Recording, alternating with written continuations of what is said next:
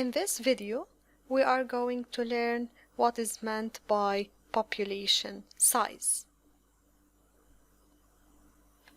In the previous tutorials, we agreed that a population is a group of individuals of the same species that occupy a habitat at the same time.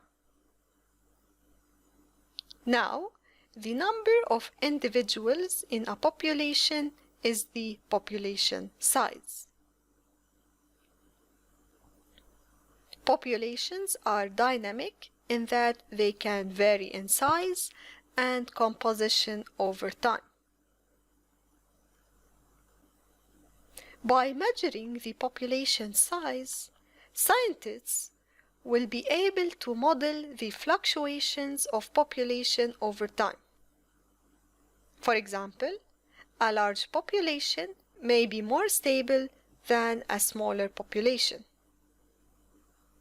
And with less genetic variation, a small population will have a reduced capacity to adapt to environmental changes. Now, let's take an example. Imagine a situation in which a single photosynthetic bacteria cell capable of asexual reproduction is placed in a newly created pond. It is summer, and so there is a plenty of light, and the temperature of the water is around 12 degrees Celsius. In addition, mineral nutrients have been added to the water. In these circumstances, the bacteria cell will divide rapidly because all the factors needed for the growth of the population are present. So there is no limiting factor. So in this case, the population grows rapidly over a short period of time.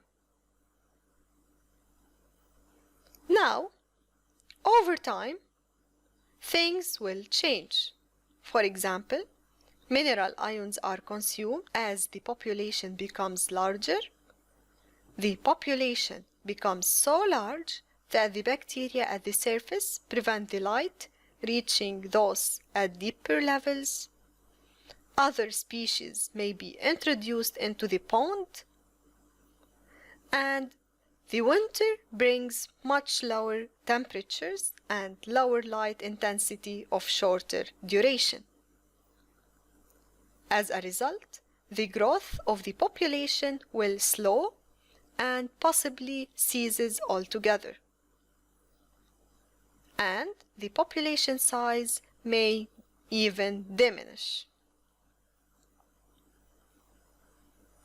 In summary, there is no population continues to grow indefinitely because certain factors will limit the growth, such as the availability of food, light, water, oxygen, and shelter.